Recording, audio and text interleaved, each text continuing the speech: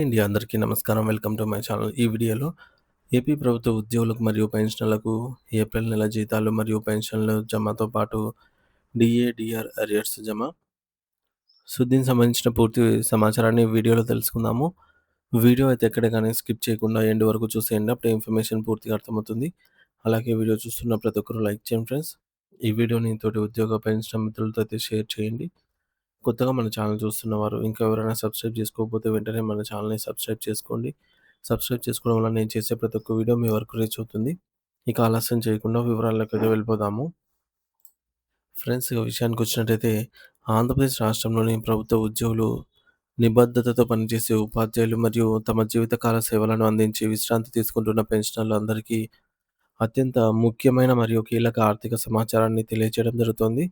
ముఖ్యంగా ఏప్రిల్ నెలకు సంబంధించి జీతాలు, పెన్షన్లు మరియు ఏపీజీఎల్ఐ వంటి ఇతర ఆర్థిక లావాదేవీలకు సంబంధించి ప్రభుత్వ విభాగాల నుండి అత్యంత తాజా అప్డేట్స్ వెలువడ్డాయి.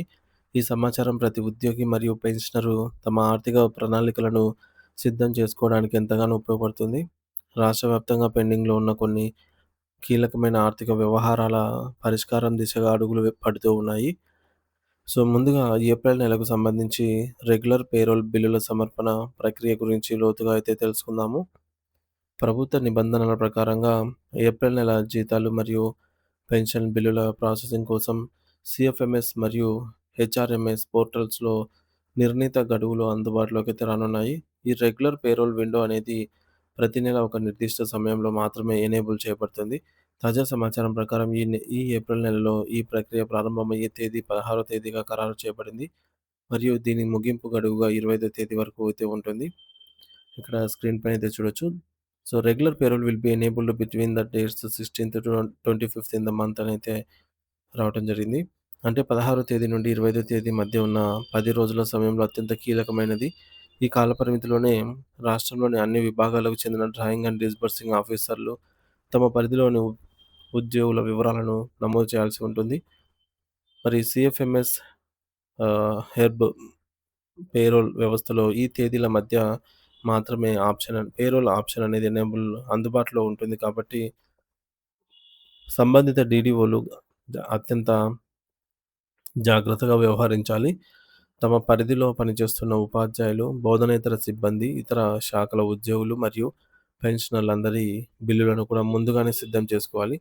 ఈ బిల్లులను సకాలంలో అప్లోడ్ చేయడం ద్వారా మాత్రమే నెల ఆఖరు లేదా వచ్చే నెల ప్రారంభంలో ఎటువంటి ఆటంకాలు లేకుండా జీతాలు మరియు పెన్షన్లు అందే అవకాశం అయితే ఉంటుంది. ఒకవేళ 25వ తేదీ గడువు దాటిపోతే సాంకేతిక కారణాల వల్ల బిల్లుల సమర్పణలో ఇబ్బందులు ఎదురయ్యే తర్వాత చెల్లింపుల్లో అయితే తీవ్ర జాప్యం జరిగే ప్రమాదం ఉంది. జీతాల బిల్లులు అప్లోడ్ చేసే ముందు డీడీఓలు మరియు ఉద్యోగులు కొన్ని ముఖ్యమైన అంశాలను తప్పనిసరిగా పరిశీలించవలసి ఉంటుంది. ప్రధానంగా ఉద్యోగి యొక్క పూర్తి సర్వీస్ డేటా హెచ్ఆర్ఎంఎస్ పోర్టల్‌లో 100కి 100% అప్ టు డేట్‌గా ఉండాలి. ఉద్యోగి తీసుకుంటున్న సెలవులు, వార్షిక ఇంక్రిమెంట్లు, కొత్తగా వచ్చిన పదోన్నతులు మరియు బదిలీలకు సంబంధించి వివరాలన్నీ కూడా తాజా సమాచారం ప్రకారంగా నమోదు కావాలి.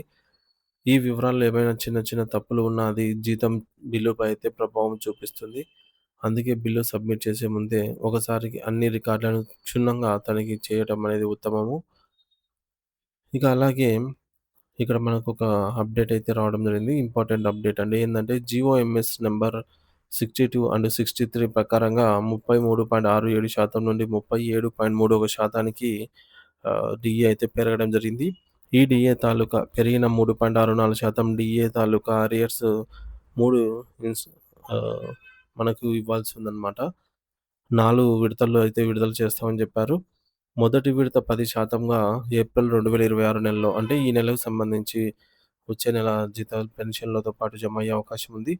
ఇక రెండో విడతగా ఆగస్టు 2026, మూడో విడత నవంబర్ 2026, నాలుగో విడత ఫిబ్రవరి 2027లో అయితే చెల్లింపులు చేస్తామని తెలియజేయడం జరిగింది. సో, ఈ మేరకు దీని తాలూకా జీవో కూడా చూడొచ్చు. ఇక్కడ స్క్రీన్ పైన అయితే చూడొచ్చు మనము. GOMs number 63.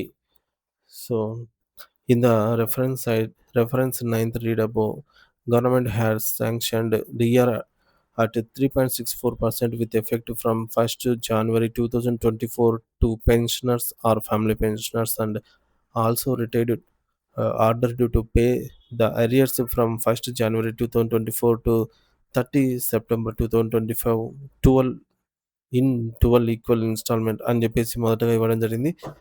సో, తర్వాత దాన్ని మాడిఫై చేశారు.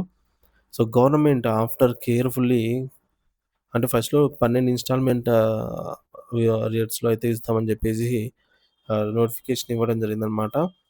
మరి 12 ఈక్వల్ ఇన్‌స్టాల్‌మెంట్‌లో ఇస్తే ఇదేం పెద్ద అమౌంట్ కాదు కదా!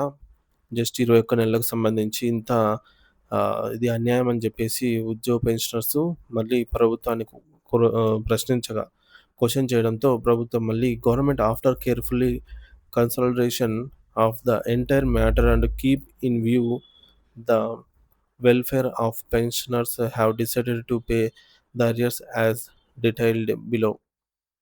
అంటే first 10% arrear amount in the month of April 2026. అలాగే remaining 90% is to be paid in cash in 3 equal instalment from August 2026, November 2026 and February 2027 అని జెప్పేసి మళ్ళీ మార్చి జీవో ఇచ్చిందనమాట. అంటే ఎట్లకేలకు మనకు ఈ ఏప్రిల్ నెలలో అరియర్ అమౌంట్ మే 1 తారీఖైతే ఈ అమౌంట్ రావడం జరుగుతుంది. వీటితో పాటు జీతం నుండి మినహాయించబడే వివిధ అంశాలైన ఏపీజీఎల్ఐ ప్రీమియమ్స్, జీపీఎఫ్ చందాలు, గ్రూప్ ఇన్సూరెన్స్, జీఐఎస్ మరియు ఇన్‌కమ్ టాక్స్ ఐటీ వంటి డిడక్షన్స్ ఖచ్చితంగా రిఫ్లెక్ట్ అవుతున్నాయో లేదో చెక్ చేసుకోండి ఫ్రెండ్స్. అలాగే మీరు ఆర్థిక సంవత్సరం ప్రారంభంలో ఉన్నారు కాబట్టి, ఈ మినహాయింపుల విషయంలో పొరపాటు జరగకుండా జాగ్రత్తగా అయితే వహించాల్సి ఉంటుంది. మనకు ఈ యొక్క పే స్లిప్స్ అనేవి 25 తేదీ తర్వాత నుంచి అందుబాటులోకైతే వస్తాయి ఉద్యోగులకి. సో, అప్పుడు ఖచ్చితంగా మన పే స్లిప్‌లో ఈ డీటెయిల్స్ అన్నీ కూడా మనం చెక్ చేసుకోవాల్సి ఉంటుంది. కాబట్టి ఈ మినహాయింపుల విషయంలో పొరపాట్లు జరగకుండా జాగ్రత్త వహించాలి. సీఎఫ్ఎంఎస్ టు హెచ్ఆర్ఎంఎస్‌కు డేటా సమన్వయం అనేది సరిగ్గా జరిగిందో లేదో ముందే చూసుకోవాలి. దీని ద్వారా సాంకేతిక ఇబ్బందులను నివారించుకోవచ్చు. డేటా మధ్య వైరుధ్యం ఉంటే అంటే ఏమైనా వ్యత్యాసాలు ఉన్నట్లయితే బిల్లు తిరస్కరణకు గురయ్యే అవకాశం ఉందని గుర్తుంచుకోవాలి. ఒకవేళ ఏమైనా బిల్లులో తేడా ఉన్నట్లయితే వెంటనే మీ డీడీఓ గారిని కన్సల్ట్ అయ్యి మీ బిల్లునైతే మీరు సరిచేయించుకోగలరు. ఇక రెండో ముఖ్యమైన అంశం ఏపీజీఎల్ఐ మెచ్యూరిటీ అప్లికేషన్ గురించి. రాష్ట్ర ప్రభుత్వం ఎట్టకేలకు ఏపీజీఎల్ఐ మెచ్యూరిటీ క్లెయిమ్స్ సమర్పించే సదుపాయాన్ని తిరిగి ప్రారంభించింది. అంటే ఈ ఆప్షన్ పోర్టల్‌లో ఎనేబుల్ చేయడం జరిగింది. ఇది ముఖ్యంగా పదవీ విరమణకు దగ్గరగా ఉన్న వారికి శుభవార్త. 57 ఏళ్లు నిండిన వారు లేదా అంతకంటే ఎక్కువ వయసు ఉండి త్వరలోనే పదవీ విరమణ చేయబోతున్న ఉద్యోగులు తమ ఏపీజీఎల్ఐ పాలసీ బాండ్స్ మెచ్యూరిటీ తేదీలను వెంటనే తనిఖీ చేసుకోవాలి. మీ పాలసీ ఇప్పటికే మెచ్యూర్ అయి ఉంటే లేదా మెచ్యూరిటీకి దగ్గరగా ఉంటే క్లెయిమ్ అప్లికేషన్‌ను సకాలంలో సమర్పించడం ద్వారా మీ సొంత డబ్బును మీరు త్వరగా పొందే అవకాశం ఉంటుంది. అప్లికేషన్ యొక్క స్థితిని మరియు ఇతర వివరాలను ఏపీజీఎల్ఐ అధికారిక వెబ్‌సైట్ లేదా డాష్‌బోర్డ్ ద్వారా ఎప్పటికప్పుడు గమనిస్తూ ఉండాలి. మరోవైపు గత మార్చి నెలకు సంబంధించి జీతాలు మరియు పెన్షన్‌లు చెల్లింపుల ప్రక్రియ దాదాపుగా పూర్తయినట్లు తాజా సమాచారం అందుతోంది. రాష్ట్ర వ్యాప్తంగా మెజారిటీ ఉద్యోగులకు మరియు పెన్షనర్లకు వారి ఖాతాల్లో సొమ్ము జమ అయ్యింది. ప్రత్యేకంగా చెప్పుకోవాలంటే 1998 డీఎస్సీ మరియు 2008 డీఎస్సీకి సంబంధించి ఉపాధ్యాయులకు కూడా మార్చి నెల జీతాలు జమ అయ్యాయి. అది ఆయా ఉపాధ్యాయుల కుటుంబాల్లో ఎంతో ఊరటనిచ్చే విషయం. అయితే బిల్లుల సమర్పణ విషయంలో ఒక సాంకేతిక అంశాన్ని ఇక్కడ గమనించాలి. ప్రస్తుతం జీతం బిల్లులన్నీ కూడా 2026 సిరీస్‌తోనే సబ్మిట్ అవుతూ ఉన్నాయి. సాధారణంగా ఆర్థిక సంవత్సరం మార్పుల సమయంలో ఇటువంటి కోడింగ్ మారుతూ ఉంటుంది. సో, మార్చి 31వ తేదీలోపు ఉన్న నిబంధనల ప్రకారంగా 2026 సీరీస్ బిల్లు ఆ సమయంలో చెల్లింపు కావు. కానీ ఏప్రిల్ ప్రారంభం నుంచి బిల్లులకు సంబంధించి పేమెంట్స్ అయితే విడుదల అవుతూ ఉన్నాయి. ఇక పెన్షన్ కేసులకు సంబంధించి ఒక ముఖ్యమైన హెచ్చరిక ఏంటంటే, ఎవరైనా సర్వీస్ డేటాలో గ్యాప్ ఉన్నా లేదా రికార్డులు సరిగ్గా లేకపోయినా వారి పెన్షన్ బిల్లు ప్రాసెస్ అవ్వడంలో ఆలస్యం జరగవచ్చు. అటువంటి వారు వెంటనే సంబంధిత కార్యాలయాల్లో సంప్రదించి తమ సర్వీస్ బుక్ వివరాలను సరిచూసుకోవాలి. డీడీఓలు కూడా పెన్షన్ కేసులపై ప్రత్యేక దృష్టి సారించి వృద్ధాప్యంలో ఉన్న పెన్షనర్లకు ఎటువంటి ఇబ్బంది కలగకుండా చురుకైన చర్యలు తీసుకోవాలనైతే సూచించడం జరిగింది. ఈ మొత్తం సమాచారాన్ని దృష్టిలో ఉంచుకొని ఉద్యోగులు మరియు అధికారులు సమన్వయంతో వ్యవహరించి నిర్ణీత గడువులోగా పేరోల్ ప్రక్రియను పూర్తి చేయాలని కోరుతున్నాము. సో, మరి దీనివల్ల ఏప్రిల్ నెల జీతాలు మరియు పెన్షన్స్ అనేవి సకాలంలో అందటానికి మార్గం సుగమమవుతుంది. ఈ అప్డేట్స్‌ని తోటి ఉద్యోగం మరియు పెన్షనర్స్‌కి చేరవేయడం ద్వారా వారికి అయితే సహాయపడగలరు. ఈ వీడియోనైతే షేర్ చేయండి. Thank you for watching this video.